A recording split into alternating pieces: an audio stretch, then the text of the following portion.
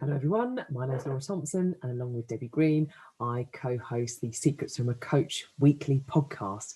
Thrive and maximise your potential in the evolving world of work. And a massive thing that all of us have had to learn recently is how to manage our time well. The World Economic Forum predicts that the ability to manage ourselves is going to be one of those premium skills by 2025. So what this concept allows us to do is to recreate, however artificial, some boundaries, and it's boundaries that gives us balance in our life. It's very easy just to fill all of our time right now with work or toil or task or labour. And what this technique allows us to do is to have some sensation of being able to have balance and boundaries. So whether this is for you or for someone else, the 21 packets of time is a real handy tool because everything only works if you're okay in the middle of it all. And so the 21 packets of time, very simply, is we've got 7 days of the week. So the Gregorian calendar been in place for about 2,000 years, and it's our way of marking time. Sun rises, sun falls, and we have 7 days.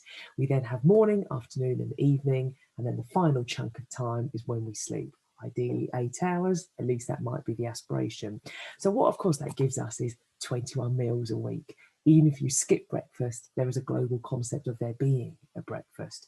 And when we're in full-time work, what that tends to mean typically in a 9 to 5 Monday to Friday role is we've given 10 packets of time. So the 5 mornings and the 5 afternoons, and that leaves 11 packets of time for us, our leisure, our hustle, our caring responsibilities, whatever we have going on outside our professional life.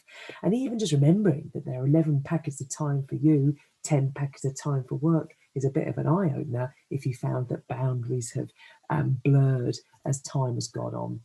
So the first thing with the 21 packets of time is to have a think about, are there some boundaries and some borders that you need to reinstate, because familiarity breeds contempt.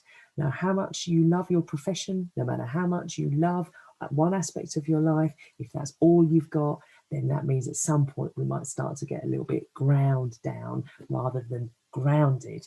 So having to think about how to put in some of these 7 big pillars. So the optimal order for sustainable performance, the marathon rather than the sprint. You can see it in that order there. And actually, once we've got work on top of all of those things, then actually we've got the energy to be able to thrive and enjoy and maximize that. So maybe have a think about what you could do in the week ahead just to make sure you get some variety back in. Because if all we've got is one call, for example, if that call doesn't go well that day, potentially that concentrates more and has more impact on us than if we're a bit more diluted. So reinstating boundaries is the quickest way to get a sense of balance, and balance for many of us right now actually is going to help us feel better and feel on top of our week as opposed to caught up in it.